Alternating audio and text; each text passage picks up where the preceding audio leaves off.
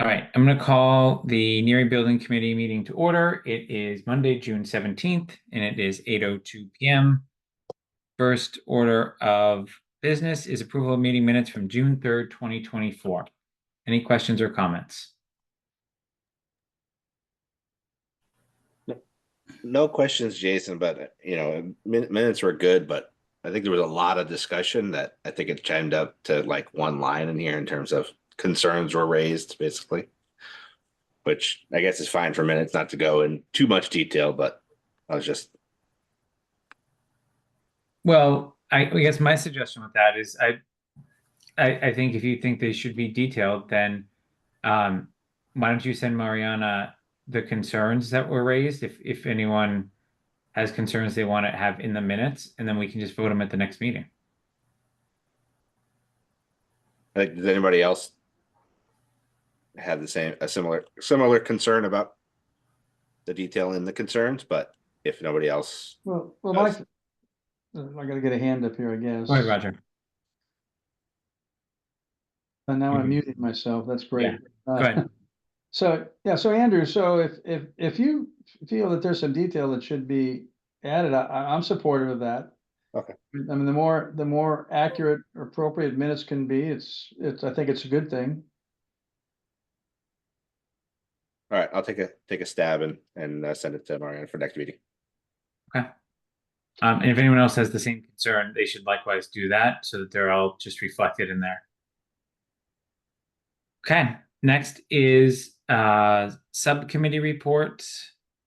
Finance subcommittee, have you met since our last meeting? No.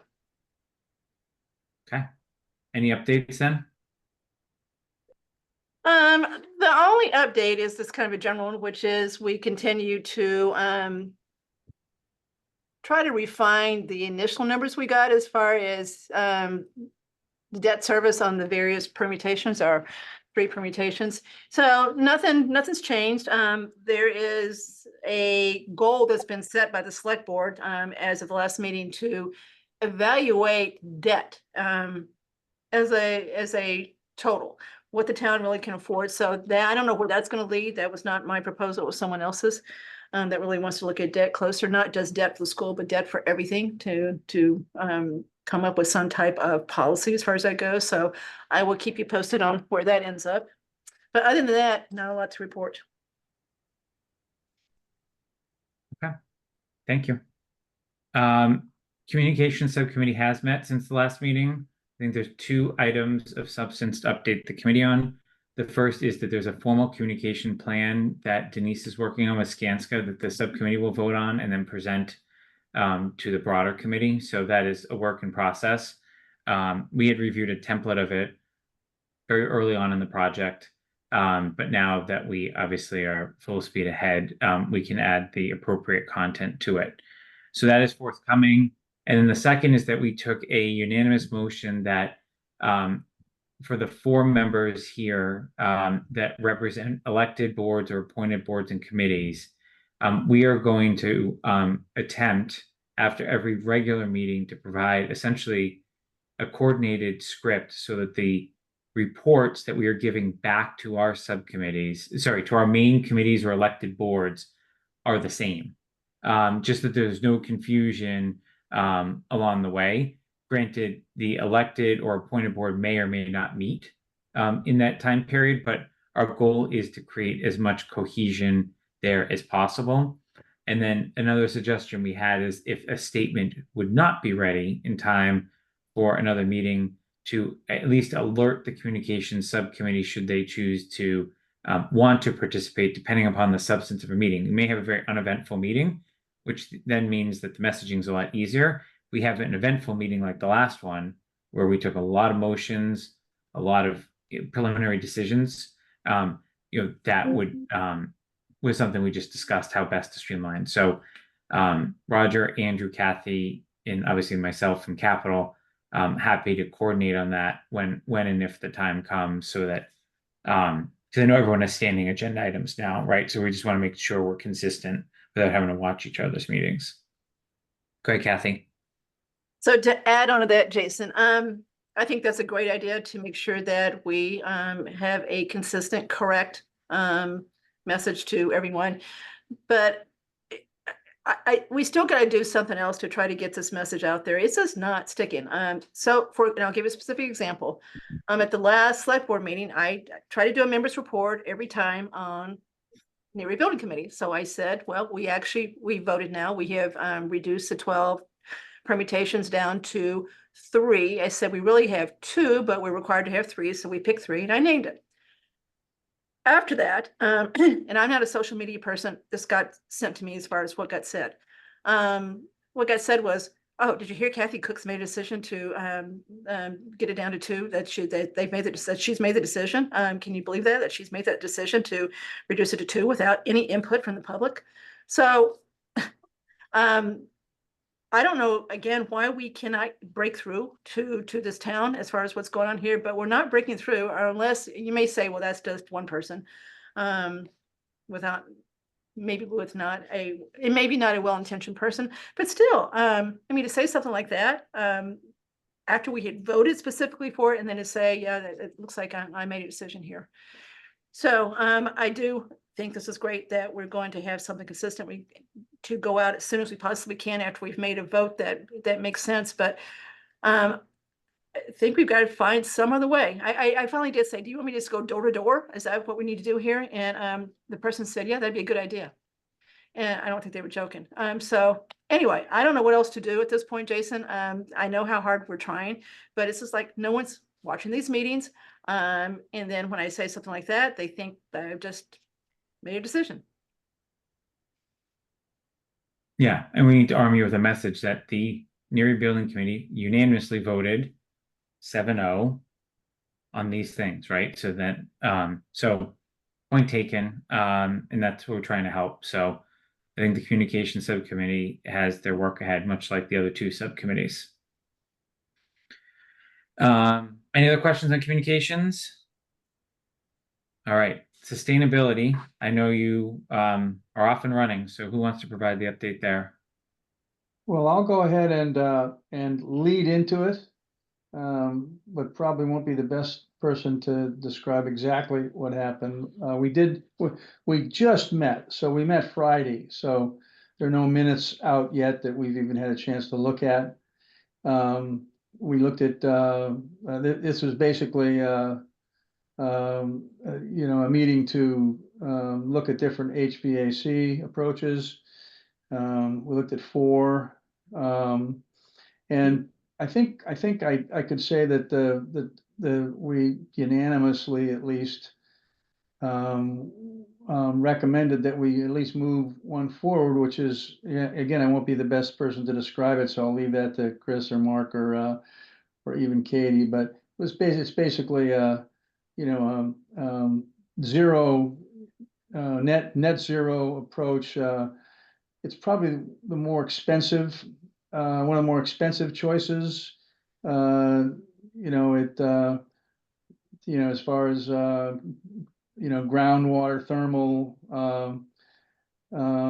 ground thermal, if you will, an approach, but it has very, very low, obviously with the net zero, very, very low operating cost. So, and I just want to make a comment that I think we're going to be dealing with a number of these kinds of choices where we have a higher capital cost initially, but lower or maybe even much lower operating costs going forward.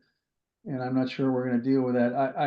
I guess if either Chris or Mark wanted to jump in and describe kind of the one we really, I think, promoted, they would help me, because this is about all I can do. Yeah, so Roger, I'll help you there. There was 4 options put on the table. A geothermal heat pump system with a heat pump chiller, so we could provide cooling for the school. Option 2 was a heat only geothermal system. Option 3 was a VRF, which is a refrigeration split system, multi-split system. And option 4 was basically an air-cooled chiller with heating, with electric heat. The geothermal is probably the most efficient option that we're gonna go with, and can go with, and probably has the highest payback and rebates and incentives from both local utility, mass save, and federal tax credits. So basically, what it comes down to, the value to add the added cost of the heat pump chiller system would probably get that back in rebates and payback and long time energy efficiency savings of the building. We felt the other options were very similar, just the one out of the four, the one that stood alone by itself was the VRF, which would be a last resort just due to the amount of equipment, refrigerant installation throughout the building, maintenance, and basically from a fresh air and ventilation standpoint, the VRF system, they all would have the same amount of ductwork. It's just the cooling piece, and we didn't really even entertain having no cooling in a new building. So we thought it was a must to have the chiller and the cooling component to the building.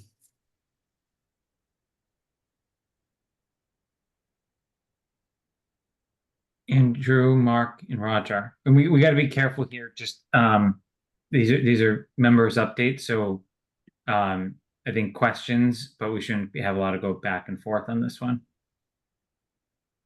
Just one question. I don't know if it's for Chris or for Katie, but if we went with the geothermal, I think I asked this before, would the system be large enough to also utilize it for Trottier in terms of like the drilling kind of operation?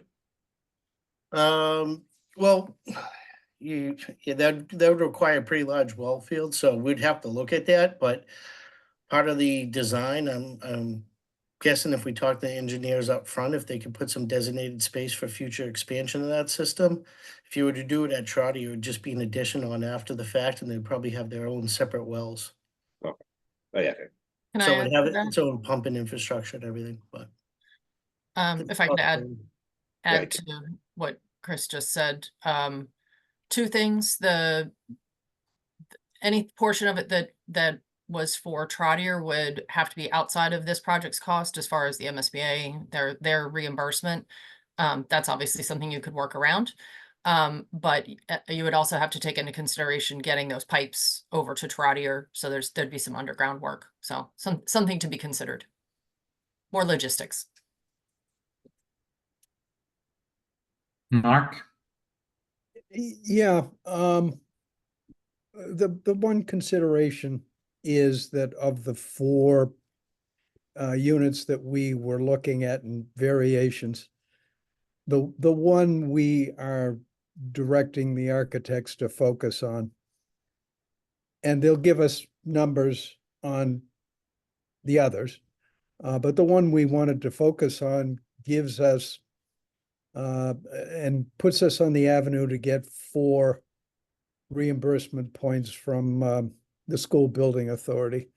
At least 3, and we're working toward the 4th.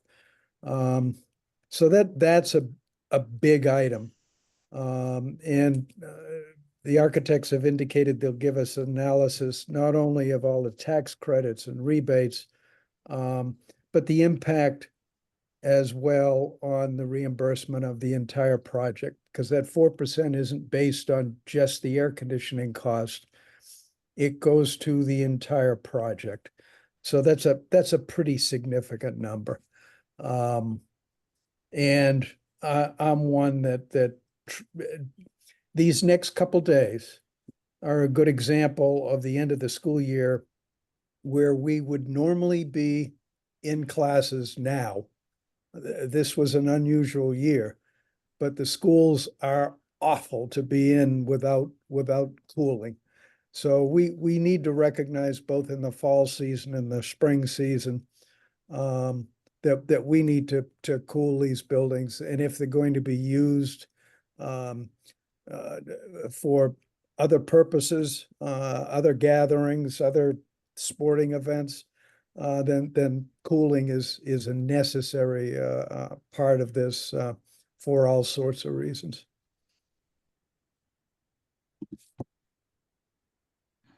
Thanks, Mark.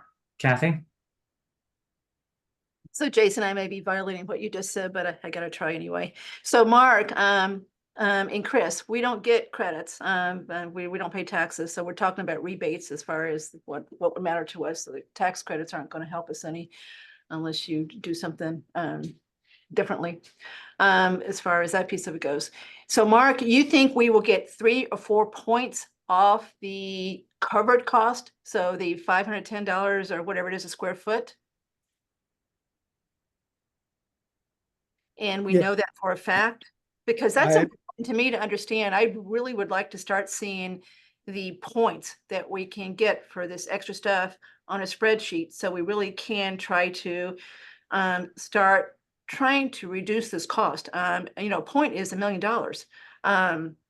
So I agree with Mark that it's 4 points is significant. So I would like to see all this wrapped up in a spreadsheet that we can really see what we could get from these various options. And totally agree that we cannot build a new school without AC.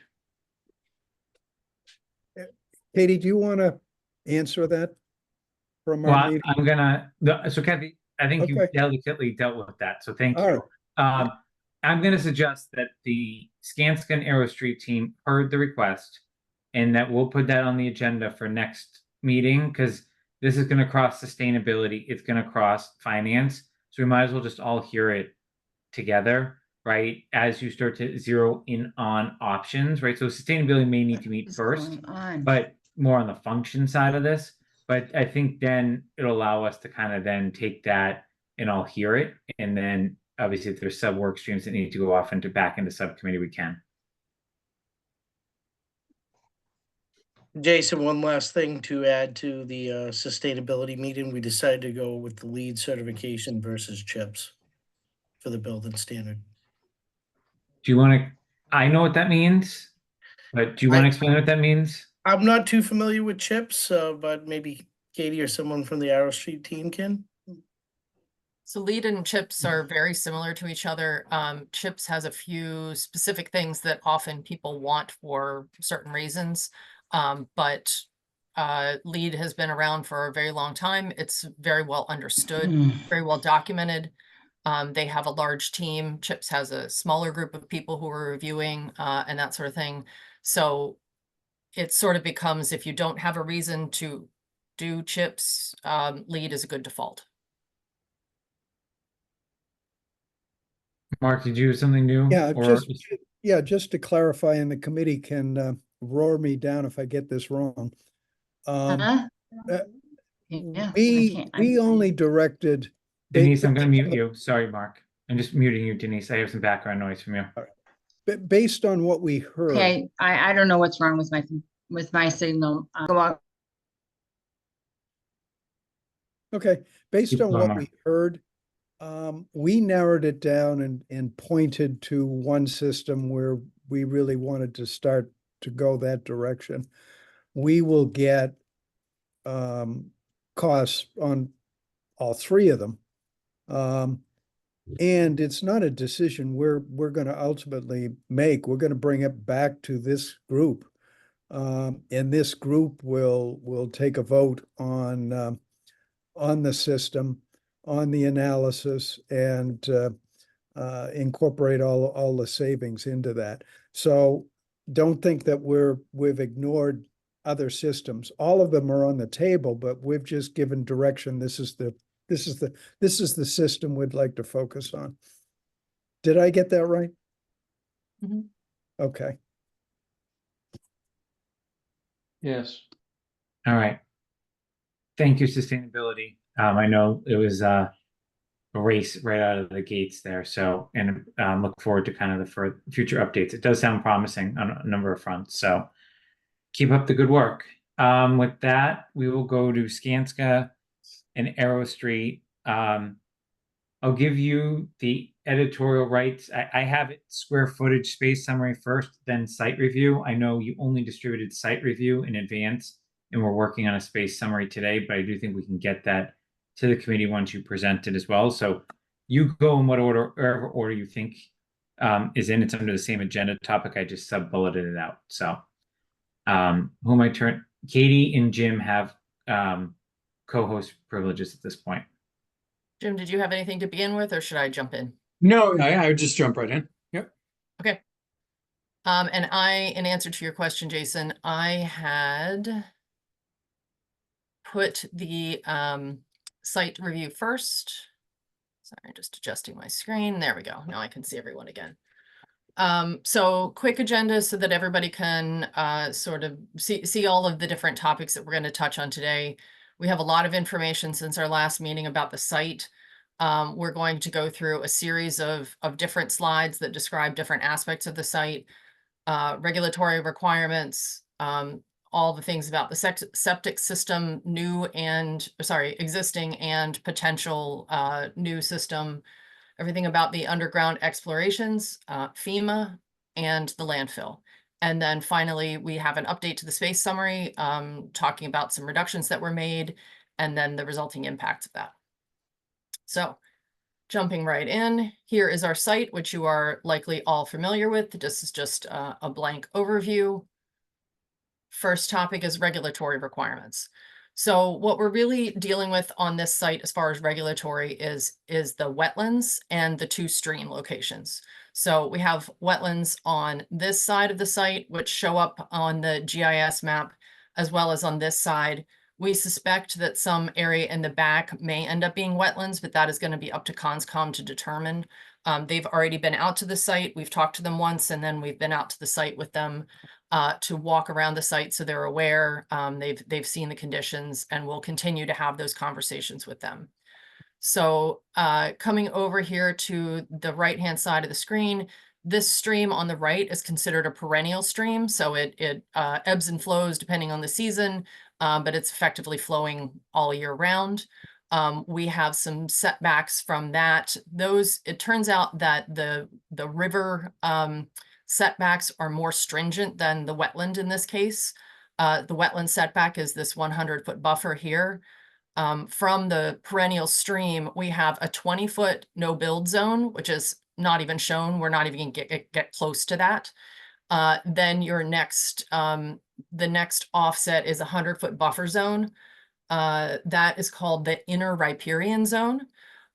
Beyond that, you can build between the 100 and the 200-foot setbacks from the river, but there are some calculations that we would have to do that count against the total riverfront area on the entire property. We are in the midst of calculating that. I'm not going to bore you with the actual calculation, but those will be things we'll consider as we're laying the building out on the site and looking at the footprint and understanding the best case scenario is to keep it beyond the 200-foot, because then you don't need to talk to Conscom at all. But given, depending on which scenario we end up with and phasing and how large the footprint is, we may have to dip into that 200-foot, which we are allowed. We will just have to perform an alternatives analysis that's submitted to DEP and Conscom. So the second area of the wetlands is over here. It has similar setbacks as the one over here, and it has an intermittent stream. It has similar setbacks as well. We also have some ponded water up at the top, which we believe is a result of the topography of the site. And there's some land up here that we think may have been moved around a little bit in order to change the drainage so that it wasn't flowing into the site. And now it's just sort of creating this little, area of standing water. So those are the general regulatory requirements. Does anybody have any questions about this particular slide? We do have quite a bit of different topics that we're going to cover, but if you have anything immediate, let me know. Okay. Moving on. The existing septic system. So we pulled the drawings from the Board of Health. What we know about this was that it was installed in 1997. It is what's called a pressure dose system, which means it's not gravity fed. It's actually pumped from a tank here and pumped uphill. It has to do with shallower soils and then even distribution. That's about the extent of my knowledge of septic systems. What they told us as far as the capacity, it is 4,000 gallons per day. The current capacity would be sufficient for 522 occupants. Obviously, that's a little bit more than what we have, but not quite as much as the 610. Septic systems tend to last 30-ish years. And this one being installed in 1997, we're coming close to its end of life. I did reach out to Lakeside, who is the vendor who maintains this system, and asked them about the condition of the system, if they could tell me any more details about it. And they said that they've been maintaining it as usual, but they don't think that it would last. It's not that it's in pristine condition or anything along those lines, that it's showing its age, and that it would likely end its life in roughly 30 years. So this is our site. The leach field that I was just describing is up here. These red dots are monitoring wells that were installed to monitor the groundwater to make sure that none of the bad nitrates and things along those lines are leaching into the ground. We believe that there is a former leach field at the back here. That's still, we don't have any actual records on it, but it would have been over 30 years old. It could just be that it's mounded earth. The septic tank is located here. And for just what we know about the site right now, as far as the topography and the soil and that, we've located a potential location for a leach field. Obviously, if we went any further with this, we would have to do some testing and understand the soil conditions. Kathy, did you have a question? Yeah, Katie, so for the three options that we currently are considering, it sounds like it doesn't matter that one of those options is a 2-grade school and 305 children. It sounds like because of the age, the 30 years and what Lakeside said, we need a new septic system, period, with all three options. Is that correct? I would ask our civil engineers to take a look and confirm, but given the life of it and that it has been just its general maintenance, I think that would be our assumption. But you would at least need a new one for 2 of the 3 options because of the size of the school, right? The 610, we got 610 and 2 or 3 options. So given you That's got correct. 22. So we know we need a new one for those 2 and maybe not for the third one if we do a 2-grade. Yeah, I mean, we could, it could be reviewed, and if an expert who reviewed it was able to tell us that had a longer life than what we're anticipating, that could be considered. Okay. But you're right, the capacity exceeds what we have as capacity for the existing system for 2 of the options. Mark? Yeah, there was one other piece of information, that there's supposed to be, I'm gonna use the wrong term, purging or cleaning of the system every 3 years. According to Lakeside, they've never done it. So the fact that it is close to 30 years and the every 3-year cleaning has probably never been done, you're going to need a new septic system one way or the other, most likely. I'd forgotten to add that tidbit. That is true. That was what the operator told me. It would, I would also venture to say it would be a gamble on how long it would, how much longer it would last if you kept the system. Moving on. So underground explorations. Back in April, we did 4 borings. Most of them, well, all 4 of them around the field where we are anticipating we might do a future expansion. You'll see them here. One of them is very close to the wetlands. The good news is there were no contaminants found. The soil is what they basically refer to as clean soil, which basically means you have more options on where soil would need to be removed to. It's less limiting. There was fairly shallow topsoil and then approximately 6 feet of fill. So what that means is that it's silty, silty soil that doesn't have the structural bearing that you would need for the building. I think we've talked before in some of the estimates and things about that 6 feet of soil would need to be removed. There are different ways we could deal with replacing that, whether it was structural fill or a different structural system. We can look at those things in more detail in later studies.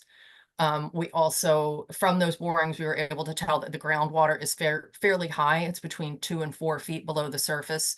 The highest one being this boring here, B3, which makes intuitive sense. It's closest to the wetlands and to the stream. That's the one that has groundwater at about 2 feet. I would just jump in there, Katie, and say the boring information about the soil, you're essentially sampling the soil that's immediately around the boring. So you're more or less saying in those 4 pinpricks, we didn't find any contaminated soil. Doesn't mean there's none on the site. So I just want to be cautious that people don't confuse 4 locations with, hey, the soil here is all completely clean.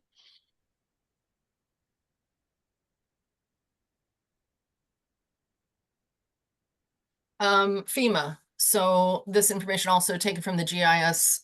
We're showing here in blue the 100-foot FEMA flood hazard. As you can see, the stream running downhill means that this area to the right is actually slightly higher in the FEMA map.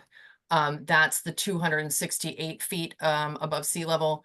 The existing building sits at 274. So we are, you know, a good 6 feet above the 100-foot floodplain.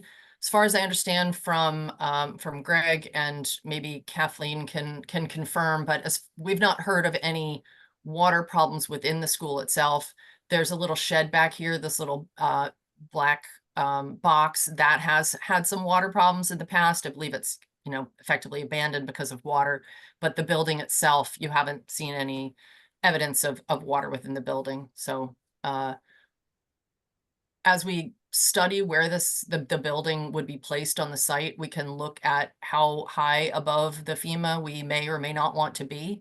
That's one of the conversations that we're going to continue to have as far as what is the temperature for future proofing against what we know right now for FEMA. Kathy? So Katie, what does FEMA 100-foot floodplain equals 268 feet mean? You don't mean 100-year floodplain, you really mean 100-foot floodplain? Sorry, no, that is the 100-year flood. So when they forecast, you know, a storm of that magnitude, that is where FEMA has estimated the water would rise to. And in our site plan, that's 260 feet above sea level. And the building sits at 274. So we're basically just saying that the building sits 6 feet above where it would potentially flood in a 100-year storm. And is that the measure you use to make sure you build above? It's 100, not 500 or anything else. It's 100 that is the acceptable height. It's a good benchmark. Yes, I mean, obviously, as conversations evolve around how our climate is changing, we want to understand if people have any concerns of should we be considering anything higher, but the 100-foot mark is a good benchmark. Yeah, that's the one that's in the FEMA maps, which control the flood insurance. So that's sort of the standard. And as Katie's mentioning, there could be a conversation we have about, do we want to go above that with the setting of the new building in order to future-proof it? But the science on that is not quite as definitive as where it is today. So if we just wanted to keep it at 274, if we did a new building and not a renovation, you would have to add more soil for that, or am I just not understanding this? We have to remove 6 feet of soil no matter what, because the top 6 feet is fill I and get it's that. not stable. Yeah, it's not structural fill for the underside of the building. So I understand that, but then do you have to add more on top of that to get the building foundation or bottom floor, whatever, higher? You could build it back to 274 again. I think sort of what Larry's implying is for insurance purposes, you wouldn't want it to be any lower than the FEMA floodplain or within the FEMA floodplain. But as you'll see, I mean, it's extending even over here. Where we are is a higher point in ground. It's a fairly level site, but it is actually higher than the flood level. Okay.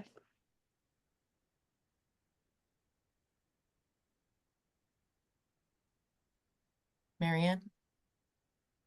Yes, just that, and I've had experience in the past with this. The MSBA requires that you do not build in a floodplain, so you would want to be above that. Whatever number you're using as the benchmark, you want to be above that.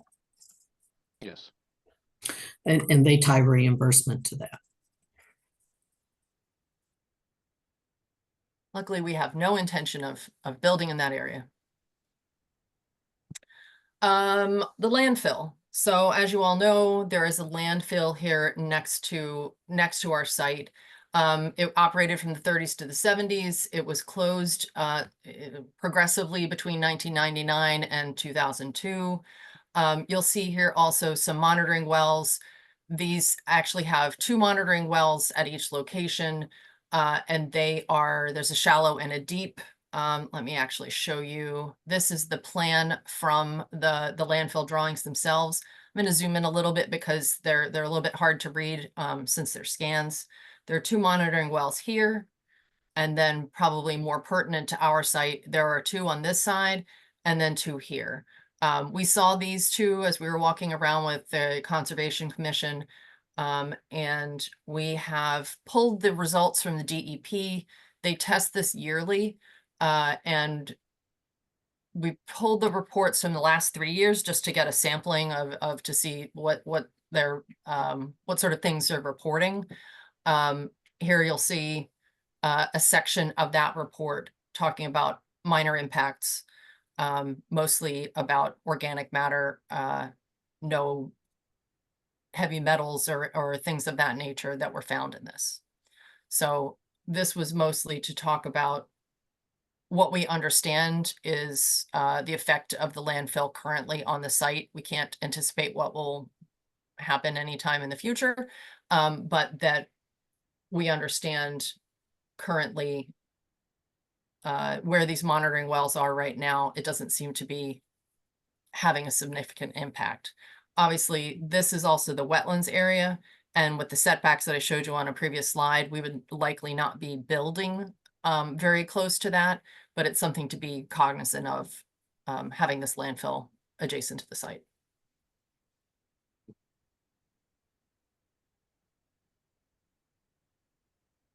Any questions?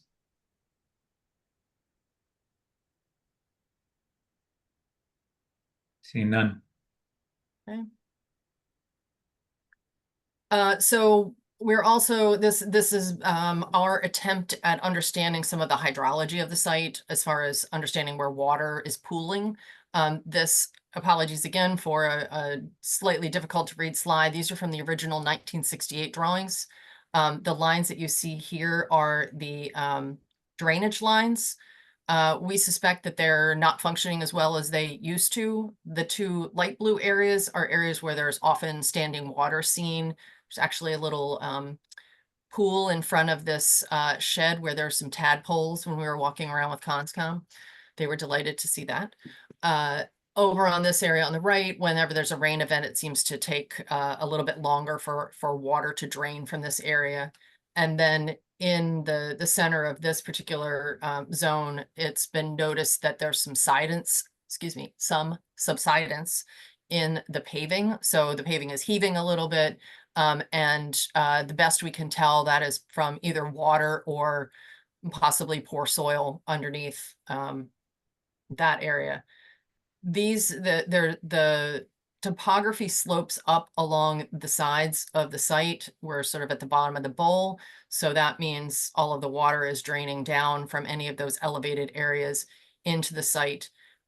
These drainage systems that still exist, there are an outfall where the red arrows are. So that's where it's going into that intermittent stream, or on this side where it's going into the perennial stream, and all of it flowing out to the offsite to the right.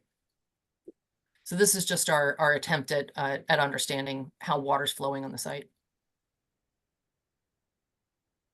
Go ahead, Mark.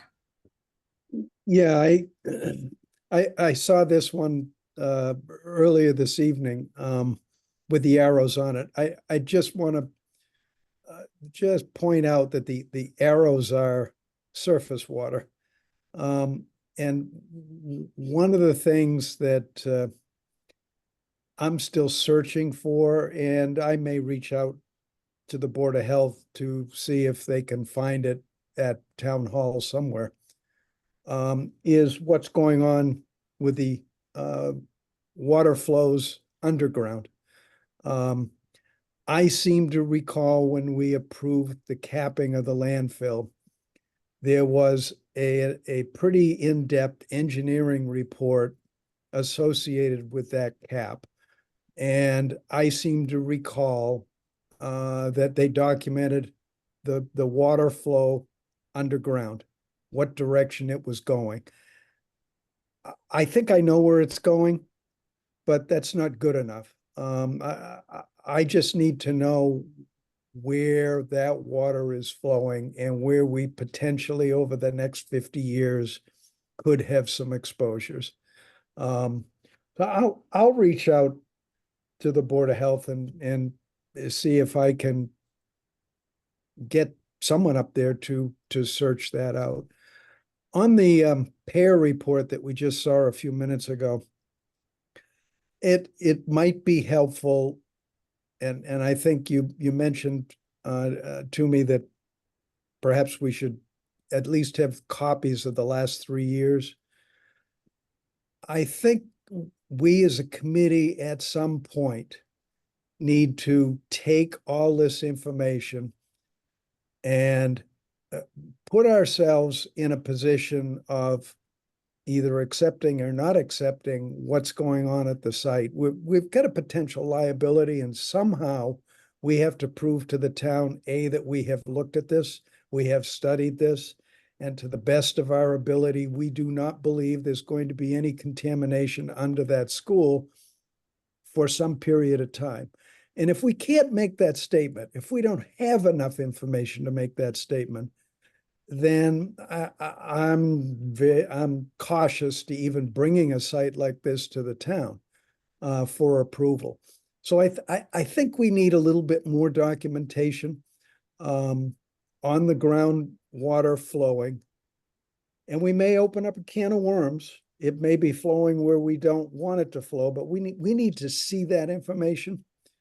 And B, at some point, I think that the committee as a whole is going to need some sort of acceptance moving forward. And that's just my opinion. I've probably been the one that's voiced a lot of concerning comments on this, and this information is terrific. But I think we just need to take it that one step further. The other thing, just to note in your plan previous to this one, where you were showing us where the wells were, well, that one shows it, but it does show a 20-foot AT&T easement. That is in existence, and that's the same easement that runs down Parkerville Road. That is as I understand it, it's a critical international cable. So we don't want to go anywhere near that thing. And if we are crossing it with pipes and everything else, AT&T has to be brought into the picture. I know it because I bumped into this same line in a construction project in Natick, and it was severed because no one knew it was there. so I just point that out. I'm glad to see it here. I know there's another easement somewhere on the site, but I think it's off locus and it doesn't affect us. It's kind of following that riverbed far to the right. But We can add this to our plan so that we can keep an eye on it, but yeah, given the proximity to the wetlands and the intermittent stream is in here somewhere, I can't anticipate we would be building within that, but it's a good thing to keep an eye on. and I just from my viewpoint, one of the things, we're pushing the school further away from this, and that's a good thing. We potentially might be pushing it further uphill, and that's a good thing. This little area here is the bottom of the bowl. We have to comply to all the wetlands. I'm thinking of the term, and I stormwater management plan, and we are going to be required to put in a detention basin at some location. In my mind, we may have to give up this soccer field, which I note is within the wetlands.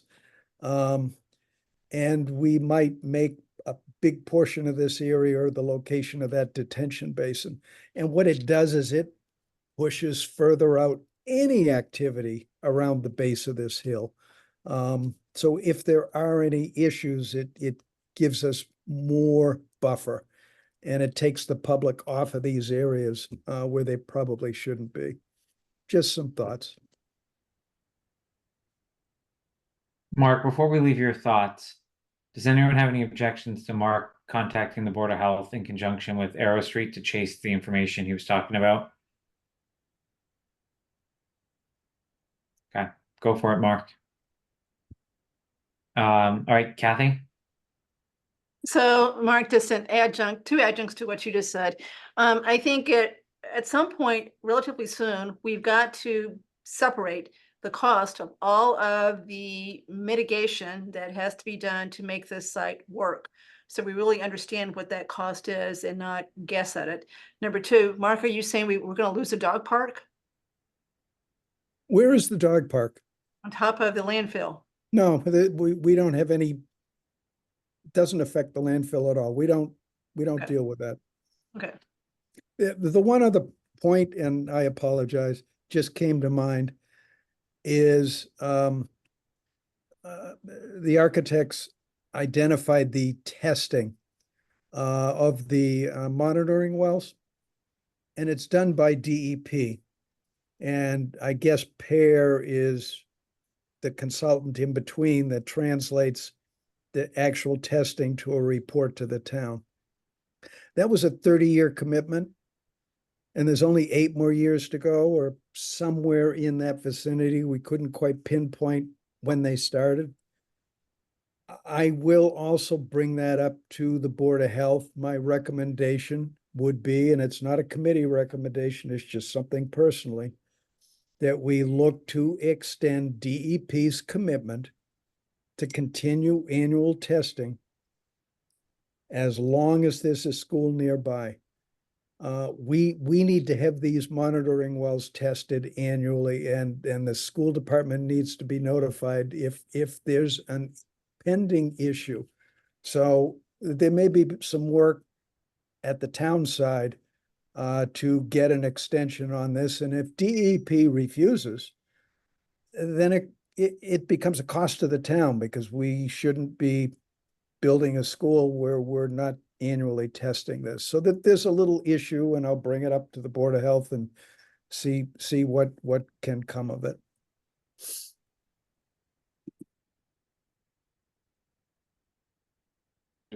Just a quick clarification, the detention area that Mark was mentioning is just to the north of that red, or just above the red line. Katie, if you can point out that little soccer field.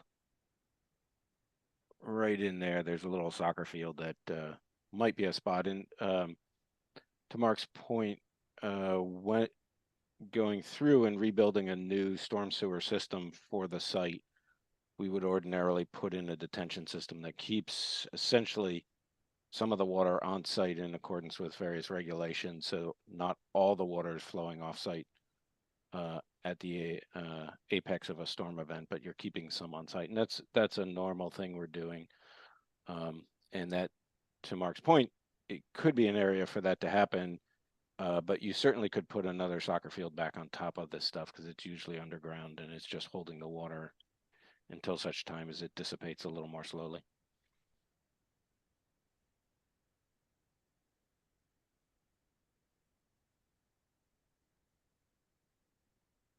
Further questions on that part? Did you get to the end of those slides, Katie? I just have one more. Okay.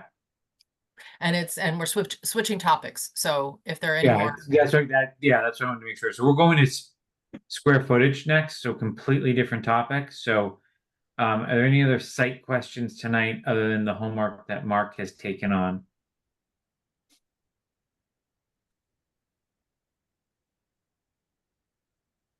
All right, let's go to square footage, Katie. there's a lot of information on this slide. I apologize for how dense it is, but this is trying to show you a snapshot sort of all in one place. Basically, we had a conversation with Greg and Stephanie a week or so ago, talking about any nips and tucks that could be made to the program areas that were described in the educational plan. This is the result of that. Let's see, probably the most important area, the most important lines to show you here in blue.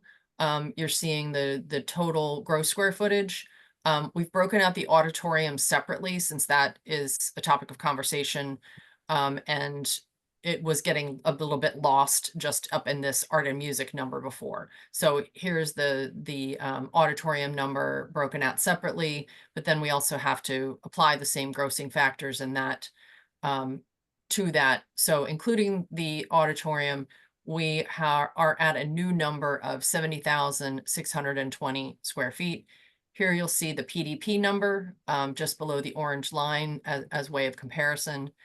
And then applying on a pure cost per square foot basis from the estimates that we had received from our estimator on the PDP, we're applying those savings, and you'll see the savings here down below. This column is the 305, the right-hand column is the 610. These are both for the new build options. It's just indicative of the overall scope. We didn't break it out separately for the ad reno.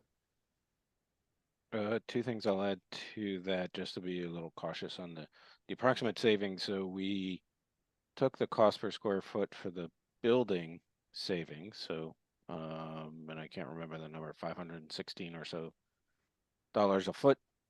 We did not assume any savings in the demolition, nor any savings in the hazardous materials, nor any savings in the site costs. So as we reduce the size of the building, those costs stay constant. Just if you were trying to track this against the overall cost per square foot. And then the building costs get escalated up by the same numbers that contingencies, escalation, various multipliers, et cetera, and that brings you up to the approximate savings there of 5.266 under the 305 and the 6.5 under the 610. And then the other is trying to escalate up the overall project cost, the soft costs. And I think, Jim, you were suggesting that's 25%? Yeah, right now we're assuming 25%. As we know more about the phasing, we're going to be dialing in that number.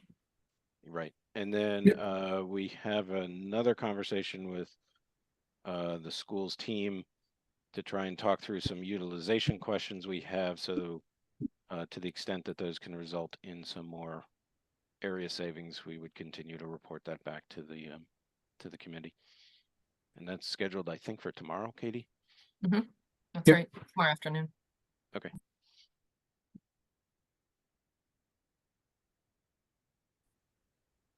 Go ahead, Denise.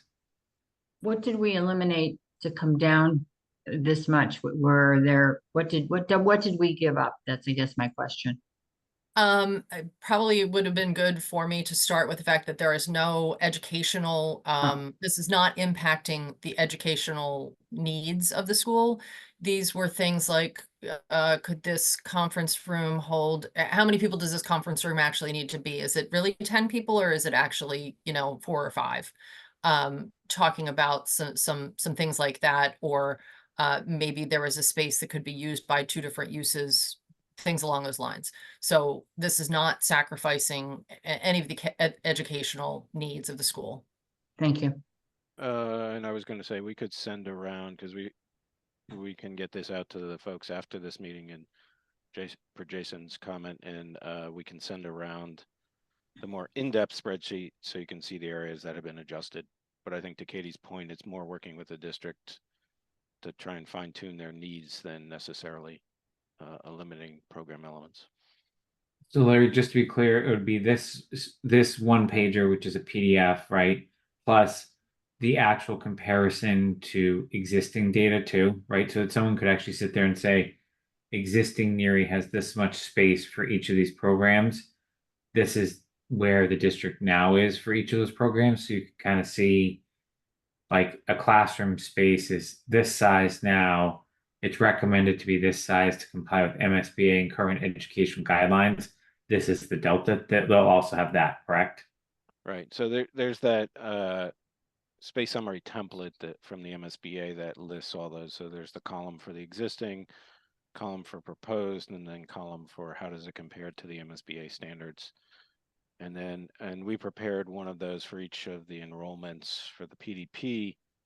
These are adjustments from those numbers. So what we can do is sort of highlight those cells that got changed as a result of ongoing conversations with the schools team. Great. Kathy? So Jim, can you clarify a couple things at the bottom? So I assume that 7380 times 71361 is 5,266,460. And Katie, correct? Yep. Okay, and then same thing on the other side. Okay, and then the 6583075 for the 305 student reduction, that includes an add-on for what you're calling 25% for soft cost Correct. and, Yeah. and So- side cost? No, so that is only for soft costs, which includes designer fees, OPM fees, sub-consultants, swing space, FF&E, and some other soft cost items. All right, I'm not gonna bore everybody to death, but I'm having trouble keeping up with these numbers. Okay, so we'll talk more later.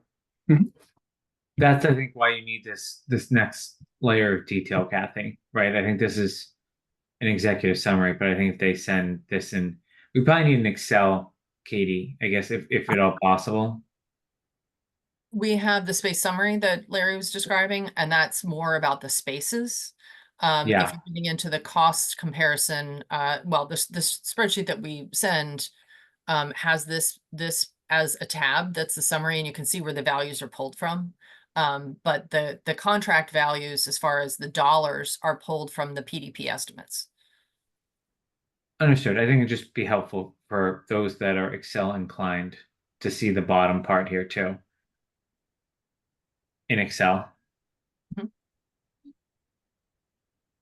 Do you have anything else, Kathy, on that? Uh-uh. All right, Mary Ann, then Andrew. Yes, one of the things in looking at the spreadsheet that you can see is that if you go back up to the top and you look at 305 students versus 610 students, that and then you go and you look at the square foot per student, goes from 232 for the 305 students to 182. You recognize with the larger enrollment some efficiencies in the building circulation and common spaces. The second thing, if you look down second line from the bottom, is that you see the square foot costs go from 713.61 for 305 students to 651 for the larger enrollment numbers. So I can see with this exercise, without changing programming, that the efficiency is going up in the school. So there's greater efficiency, which is lowering the cost over a greater number of students. So I just wanted to comment on that, and all the other information certainly would be helpful getting into the weeds, but higher level, that's what this spreadsheet is telling us. And thanks, Marion. And I think if you look, we've got double the enrollment, but we're not double the square footage in the larger project. So, you know, you're adding, I don't know what, half as much or so, which is speaking to the efficiency.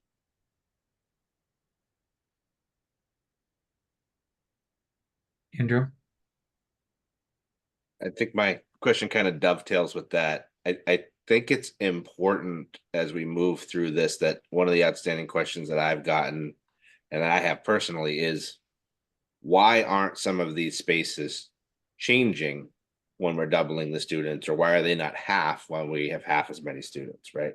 So I think having, you know, why do we need the same auditorium for a 305 student as a 610, right? So having an answer for that, I think would be helpful for me, and I've gotten that question.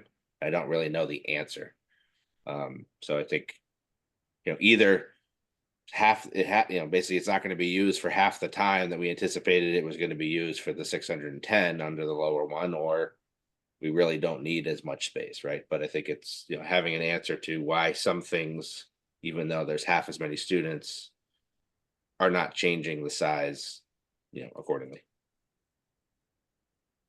Yeah, and I think that's fair. For instance, the gym is the same size for both enrollments. The library is incrementally bigger. The cafeteria is incrementally bigger. I think the kitchen is more or less the same size. Yeah, and you can see when we distribute the 305 and the 610 space summary templates, which is the big templates, you can see where those numbers are trending, and we can try and do a little more in-depth discussion about that if folks want to follow up in detail. Yeah, I mean, I think it's like, you know, okay, we have 2 art and music classrooms, right? Okay, so if that's 2 classrooms and there's 300 students, how many art and music classes can those accommodate? It seems like those classrooms can handle double the amount of classes because the 610 students use that same space. So you would think that we could get away with 1 classroom there right? Just intuitively, right? But if there's an answer that I don't see, I think having reasoning behind that is a question that I've gotten that I think we need a good answer for. Sure, and that makes sense. And I think the try and tease that baseline, out. you know, right, to use that example is what do they currently have? Right. So I think the important thing to answer Andrew's question is how much these rooms are actually going to be used too. I know that's not how you build a building, but at least my understanding to the answer to a lot of Andrew's questions are going to be we need 2 classrooms, but in a 305 enrollment, Correct. they're only going to be used half the day versus in a 610 enrollment, they may be fully occupied all day, right? Because of the programs, and obviously each grade has different programming. So if you need help from the district on some of that too, I think that may be helpful. But my guess is some of these spaces just go empty at certain points in the day, depending on the size of the enrollment. Well, yeah, so that's what we're meeting with Greg's team tomorrow about, is trying to understand the utilization, and we aim to get 85% utilization on all the rooms. And that's the thing we want to try and tease out as best we can tomorrow, and perhaps some ongoing conversations. And it could be that in the enrollments, and I don't have them handy, Katie, maybe you have them, but in the case of the art room, for instance, I don't know if you can speak to Andrew's question as a, for example. I think we have, As far as the number of art rooms? yeah, just out of curiosity, because it's not necessarily logarithmic expansion Ah. to say, okay, we have 610 students and therefore we're doubling the space. It's push and pull on each space. Right. Well, for the art rooms themselves, I think we do, I do believe we have 2 of each under both enrollments, but let me Sorry, I don't know off the top of my head. Okay. Specifically the art room. Sorry, not trying to put you on the spot on that one. Mary Ann? Just wanted to say that Andrew is spot on, as you are, Jason, about how to look at this, and then my question, which was forthcoming before Larry brought it up, is the utilization.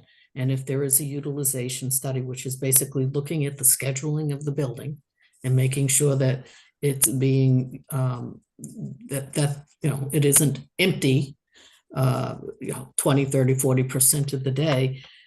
It's through that scheduling that's going to tell you if there is any excessive space. And so that will happen through scheduling the building. We're not quite there at that point where the district would do that, but that is how to look at it and recognize, refine the efficiencies there. Kathy? So, Katie and Larry, do you guys expect for this square footage to be reduced further with these subsequent conversations you're about to have? Or do you think that for the most part, you've gone as far as you can to reduce it and still maintain the integrity of what the school committee or the school group wants to accomplish? I would say the main thing we're looking at with Greg and his team is the space utilization of the special ed rooms, because there's a fair amount of space going into those, and we want to understand to the extent they're used all day, every day. And that's the piece that we're hopeful to be able to put our finger on again starting tomorrow, and perhaps hopefully answer tomorrow, but it may take a little longer. The rest of the spaces, many of them are pretty straightforward. You have a certain number of classrooms and those sorts of things. I would say we're probably in the area of diminishing returns, but we're going to keep trying to see what we can do. And I think at this point, we haven't necessarily said that we're planning to impact any of their basic requests. And I think that's something that the committee has to opine on. So a follow up to that, when is your estimator going to roll his sleeves back up and start refining what he or she has already done, including reflecting the specific site cost that we've been talking about, that I don't think they would have known that much about when they did the estimates for the PDP? So we're planning to go back to the estimator with a more developed package in mid-July. Okay. And I'll just clarify one item. So I have asked Greg on multiple occasions if, as he was going through this with Larry, Katie, and team, if there's any educational items that were being kind of pulled back, that we at least be made aware of them. And he has said none have been taken off the table to date. Obviously, if we were to cut more, I think there'd probably be discussions from the district coming here of, the pros and cons of, building that space or not. But my understanding is to date, the numbers we were seeing tonight, as Greg's at the regional meeting, there's been no impact to the educational plan that they've developed and signed off on. Jason, I can co-sign that. I did have a meeting with Greg today, and that's exactly almost verbatim of what he shared with me, so I can concur that. Okay. Mary Ann, sorry to cut in. No problem. One of the things to think about, we were talking about this, Larry and Katie, last week about, for example, classrooms, the space requirements with the MSBA, classrooms to be between 900 and 1,000 square feet. And so it looked like at that point in time when we were talking about it, that you folks were at 950, which was the average square footage for the classrooms. The question becomes, do you want to be in the middle? Are there spaces that have exceeded the guideline? Or do you want to be on meet the minimal guidelines? And that's the level of looking if you're going to bring out any more square footage, if that hasn't been done already. Yeah, and I would just clarify that a little bit, Marianne. Sure. A lot of times what you're thinking about is where is the learning taking place? And in some districts, they want the learning to happen in the classroom. And so therefore they're looking for larger classroom spaces, and then the sort of breakout areas and special project areas are minimal. And conversely, you can go the other route and say, okay, we're going to shrink the classroom down to the 900 square feet MSBA minimal because we've got these extra spaces. And that's the part of the conversation with the district is there savings within the classrooms because we're putting in a fair amount of these small group learning areas, special education spaces, learning centers, which is essentially a classroom or half a classroom. So does that help us? And then therefore we can reduce the size of the classroom to still meet the school's educational goals. Andrew? I think to echo what Larry just said, I think have we, I mean, looking at the MSBA information on shared spaces, they have a bunch of different models of, you know, shared vestibule, shared support room, neighborhood cluster. There's a bunch of different scenarios. Each one uses a little bit smaller classroom or smaller shared spaces, depending how you do it. I think when I looked at the original one, it was kind of the worst case scenario. So, you know, I'd like to know like the pros and cons kind of going to the ones that might use a little bit different square footage, if it's a neighborhood clustered versus a support room or whatever it would be. I mean, you guys know a lot better than me, but I think at least being able to understand what the pros and cons you'd be giving up or having, say, a shared space versus a dedicated space, would that really impact things? Or I think to Mary Ann's point, from a usage perspective, if they're only being used 50% of the time, that might be an efficiency gain. But I think, you know, looking at that would make me feel better. Okay, we can try and tease that out both with the schools team as well as then give you guys some indication of how that's being done.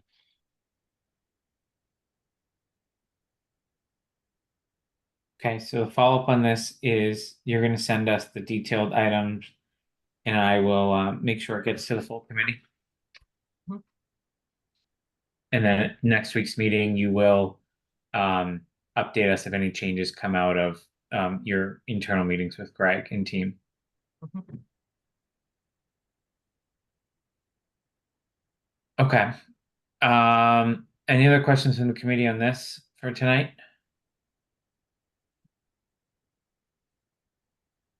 All right, Katie, in 2 minutes or less, can you give us a preview of what you would hope to accomplish next week? Because I think it's going to inform our next agenda topic in terms of where we go with open forums and meeting schedule. Yes. So what I had listed was any follow-up from tonight's discussion, just in case there were any questions. It seems like we're probably pretty good with that. Where part of our conversation tomorrow is also going to be about swing spaces. So how we might be able to accommodate where the students are moving, that would affect moving costs. It would affect whether or not you needed modulars. It would affect the construction schedule, where we place the building on the site, those sort of things. So that's an important conversation for us to have. We're also going to show some of our initial test fits of Woodward. There have been questions about, you know, how many classrooms would fit within that without having to build, things along those lines. So we're going to have some studies to show you for that next week. And then again, any program requirements that come out of tomorrow's conversation as well. Sorry, any program adjustments that come out of the conversation tomorrow as well. And then lastly, we were going to show a quick update on the schedule just so that everybody knows what's coming, especially as we're going into a holiday week and knowing that when we reconvene, we're going to be throwing a lot of content and having a lot of conversations. So we want to make sure everybody understands the schedule. Okay. So it sounds like we definitely need that meeting next Monday. Which leads us to the open forum update and plan. So the communication subcommittee did discuss at great length, and Kathy, this goes back to probably your first comment about just the feedback, right? How do we get people up to speed, especially now that summer vacation is almost a weekend, right? From a school perspective. Where we landed was we think the best option at this point is a virtual open forum that allows for submission in advance of questions in a proper format where the answers to those questions can be read out as part of that, so that if someone cannot make it, that their question is recorded and answered ahead of time. But it also will give the design team here a chance to kind of show what we've looked at, what we've discussed, and kind of what remains in consideration. Because obviously we have whittled down quite a bit since the last couple of open forums. There was originally an open forum on the schedule for this Thursday at one point in time. That is not happening at this point. So the next potential date for consideration is next Tuesday night. Monday night is also an option, but I think we need to have a meeting based on the amount of substance that Katie just outlined. So we need to decide how many of these we want to have. Do you agree with the subcommittee's recommendation in terms of format? And then land on a date so that we can survey the community and understand what questions they'd like to see answered. So the proposal as it stands is we meet next Monday night, starting at 7:30, unless anyone wants to start earlier. And next Tuesday night would be a virtual open forum with accepting questions up until, that afternoon that can be read into the record. So, comments, thoughts, questions, other proposals?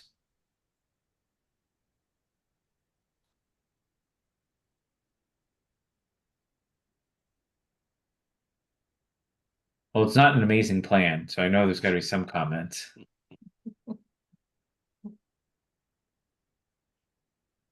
I was just thinking of maybe, adding something. I don't know if it's too late in the summer, but summer nights, or just do like a table kind of thing where there's going to be a lot of kids and parents and school age people. But I completely agree with that. We'll have to think about all the campaign finance stuff that we talked about, and just make sure we don't run afoul of that. But if you recall the calendar meeting, we had like a couple of meetings ago. I remember Jim's calendar. Someone said, "Isn't that open forum too late?" Because we'd actually scheduled one late summer in and around that time that people, quote unquote, come back to Southborough, where I think we were informed that certain decisions may already have been voted by the committee, right? And the cost estimator would have gone out and the document would have gone. But that doesn't hurt us. Even if we've made those decisions and we feel good as a committee, we still have a lot of education to do, right? Leading up to next spring. Kathy? So Monday at 7:30 is fine. But Andrew, isn't summer nights August? yeah, I think that's what Jason's saying. It's kind of late in the game, but I think doing something at summer nights. I remember Gronkplex had a thing at Heritage Day, right? I think some of these events where, people might not be showing up to our event, but we show up to their event, might be a good idea. But if we're truly going to, Jason, remind me the date, be done with our recommendation, try to vote on it by the end of July, first little part of August, we're gonna have already made the decision by then, is my point. Well, we'll have made our recommendation, right? The town still has to make a decision, so we still have to educate them on what they're going to vote on at town meeting or at the ballot, right? I'm just saying. All right, It's that's a different message, but I think it's still, an opportunity. That's a good point. If you're saying we're going to turn attention to town meeting, I'm at that point. But I still don't see how we get this done and done right, given we're not going to get the estimator's new number till the middle of July. Because to me, cost is a huge factor here as far as the decision I'm going to make. So anyway, okay, so yes, when you say we're going to try to turn our attention to town meeting at summer nights, that's a different story. Roger? Just a comment, and I really do like, I mean, I'm on the subcommittee, but the idea of having the questions submitted ahead of time to see if that increases, I guess, participation. I mean, if it turns out that's a good way to do it, then we'll learn going forward.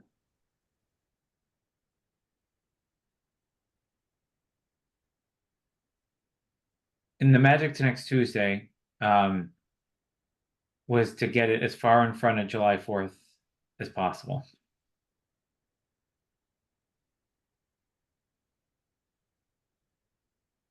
So, are we proceeding that way? Is there any strong objection to that plan?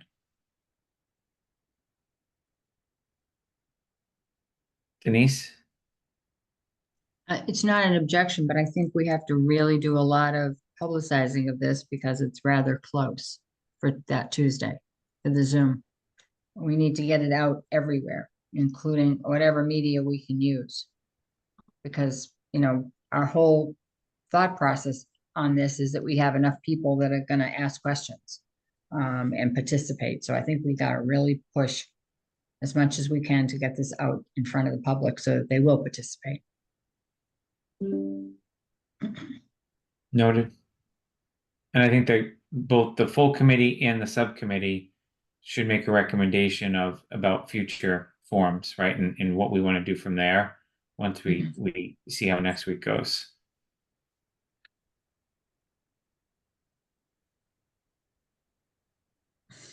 All right. Most importantly, Skanska and Arrow Street. I know not all of you can make it, but is there a representative from each firm that can be there virtually that evening, Tuesday? Yep. Yeah, I own Skanska's in. Yep. I can be there. Okay. What time do we think on that? We heard last time people wanted it later, was the feedback, but I realized there is a breaking point in an evening. So do we try for 7:30 because it's recorded, or do we go to 8? It's going to be an hour either way, is my guess.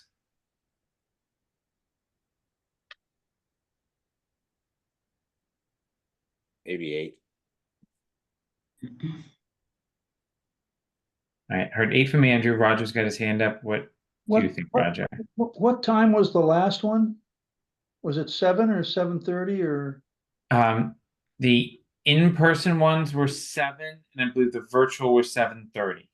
Okay, so then I guess either 7:30 or 8 if people wanted that later.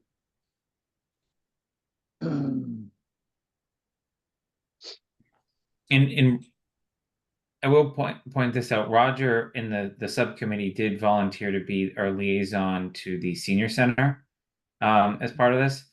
You may want to consider, Roger, having your own kind of open forum, right, in a venue in a manner that is consistent with that group that may or may not like Zoom meetings. And so any support you need from us, that just dawned on me, sorry, but I feel like it falls square in our open forum topic. That's just something to consider as well. Fair enough. Kathy? If we're down to the choices for the public forum for Tuesday between 7:30 and 8 just sounds late to me. Maybe because I'm getting old and I go to bed early, but it just sounds late. I know it's daylight much later, but it still sounds late. Either one's fine, but I think 7:30 is better than 8. Okay, Marianne, then Denise. I have to apologize because I haven't been at any of your other public forums, but I don't know if there's a theme in a presentation so that if you don't get a lot of questions, that we can keep advancing, the conversation about the project and where it's headed. We can either talk offline or you have your team was there as well. Each one went a little differently. That was how I'd summarize it. One of them, we had to stop questions because people were so engaged, but it was only 15 people live. The others, incredibly lackluster sort of participation. But the feedback was you didn't really have much to present to us. You gave us a lot of theory, but they really want a plan or plans to react. Now, then we heard exactly what Kathy said earlier in the meeting, where you do have other people that don't want us making the plan. They want us bringing all the options for the community to decide. So we've heard it both ways. I would say the louder contingent that I've at least heard from in terms of number, not necessarily how loud they are, is they just want to understand what work was done to get to a decision point so that they can react to that decision point and give you ideas, right? When we were saying we had 12 options, people were looking at us like we were crazy. Now that we're down to 3-ish, right? That is going to appease a lot of people. It's not going to appease everyone. Denise? I agree with Kathy. I think 7:30, especially, I guess I would ask Roger if he agreed that maybe the senior citizens would be happier with and may participate at 7:30 versus 8 o'clock. But I think 7:30 might be better. Just a question. I don't know that it makes any difference whether it's 7:30 or 8 for the seniors, actually. Okay, I think that, I think the real issue is, the remote meeting. And and because it's remote, and that's why I think that the time doesn't make any difference as participation. And I'm not sure what we'll find, but I'll do some work ahead of time. Yeah, I think my thought between 8 or even 8:30 is it's on a Zoom, right? And I'm thinking this is more targeted to people like myself with young kids that might actually be going to the school, right? Who are put their kids to bed and then they can watch the Zoom after bedtime versus, maybe the senior citizens that are going to be staying up late to listen to this. So that was my thought process there. But whatever the committee wants, I'm fine with. All right. Roger? I'm thinking 8:30 is really too late. That's just my own reaction to that, but and 8's, so I still do like 8. All right. Anyone opposed to 8 to 9 with the understanding that Roger is going to have a separate session with, he can enlist the help of others, maybe for an in-person one, and you may not even need our consulting crew. It may be more of an informal questions. I'm sure it's going to go to impact on taxes, right? So financial subcommittee members may be very helpful there. Doing separate thing during the day in person at some point soon. That makes sense? Just throwing it out there, can someone go to the senior center and set up the Zoom so they can watch it live? I think it's closed at that time of night. It is. But But go ahead, sorry. I was gonna say, I was thinking like, go to adult men's club meeting, that kind of thing, or do something during the day, but. Yeah, Adult Men's Club would be a good idea, and I think that the senior population is going to be very important as far as this vote goes. So 100%.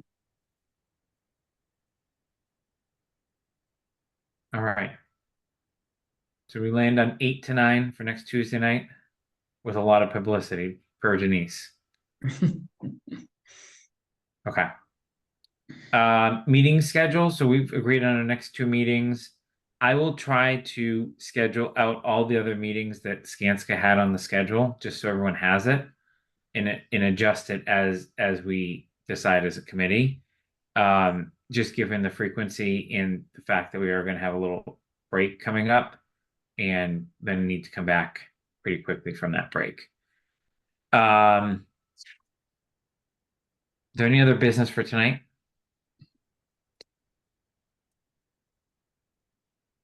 I will make a motion to adjourn. Is there a second? Second. Any further discussion? Roll call vote. Roger? Yes. Denise? Aye. Kathy? I Mark? Celtics are ahead by 11. Aye. wasn't gonna do that, Mark. Andrew? Aye. Chris? Aye. And I am I as well. Have a good night, everyone. Thank you. Very good.